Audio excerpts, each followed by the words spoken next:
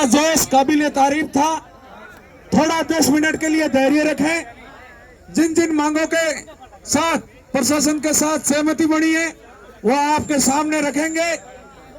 इस पूरे मामले के अंदर अतिरिक्त जिला कलेक्टर बालोतरा, अतिरिक्त पुलिस अधीक्षक बाड़मेर और बालोतरा दोनों आए, मुख्य अधिकारी अपने बीच आए हैं, तो उनकी गरिमा को बनाए रखना अपना काम है और अन्नदाताओं को परेशान करने का उद्देश्य अपना नहीं था।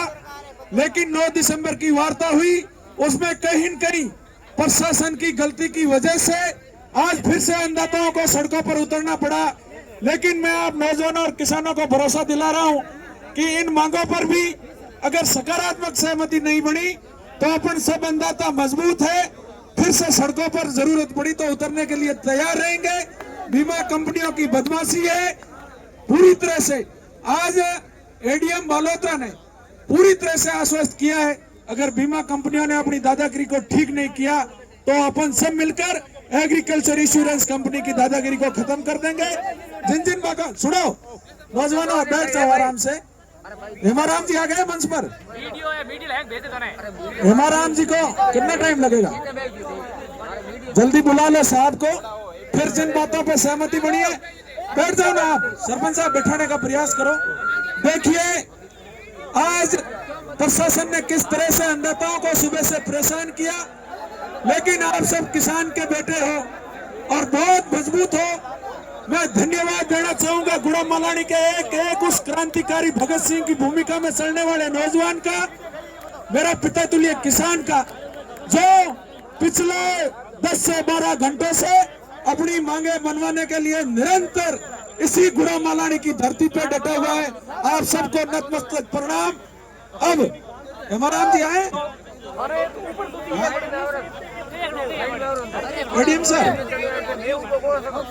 एडीएम सर साहब आने के बाद में करें तो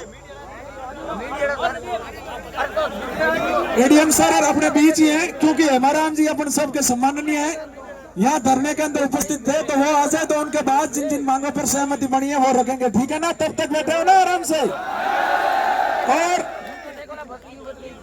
और आप सबको जिस प्रकार आप अनुशासन के साथ आए, प्रशासन बार बार चाह रहा था कि आज माहौल गड़बड़ हो, लॉ एंड ऑर्डर बिगड़े, कानून व्यवस्था बिगड़े, लेकिन मैं धन्यवाद देना चाहूंगा किसान पुत्रों को, हनुमान बेनीवाल की सेना को, जिसने धैर्य और अनुशासन रखा और अभी तक अनुशासन के साथ खड़े हैं। प्रशासन के दिमाग के अंदर आज भी और आगे भी अगर कोई गलतफहमी होगी तो वो गलतफहमी दिमाग से निकाल लेना। जब भी जवानों पर, किसानों पर आप सत्ता के दम पर कुठाराघात को करने की कोशिश करोगे तो मलानी का नौजवान और किसान ईंट का जवाब पत्थर से देने के लिए तैयार है। क्या तैयार हो नहीं हो? इस प्रकार आप किसान की आवाज को दबा नहीं सकते, अन्नदाताओं की आवाज को कमजोर नहीं कर सकते। मैंने पहले भी आपको कहा था और अभी भी कह रहा हूं, हमारे संघर्ष के साथी हरिराम जी जाजड़ा, प्रधान बिजलाराम जी, प्रहलाद जी सियोर, हरदाराम जी, निम्बाराम जी पटेल, जितने भी क्रांतिकारी साथी है उनको मैं नतमस्तक प्रणाम करता हूं और आप नौजवानों और किसानों की जोश और उत्साह को प्रणाम करता हूं। साथियों डरेंगे नहीं, आगे भी आप लोगों को जब आवश्यकता पड़ेगी अग्रिम पंक्ति के अंदर खड़े रहकर आपके मान सम्मान, किसान के मान सम्मान और स्वाभिमान को जिंदा रखेंगे। न डरेंगे, न झुकेंगे, न आपके लिए हमेशा खड़ा रहेंगे। ये वादा आज इस मालानी की धरती से आपको दूसरी किसान ट्रैक्टर रैली पार्ट 2 में करके जा रहा हूं। प्रशासन ने सत्ता के डर पर, शासन प्रशासन ने हमें दबाने का प्रयास किया पिछले 2-3 दिन से कि इन किसान का जो अगुवाई कर रहे हैं इनको हम कुचल देंगे।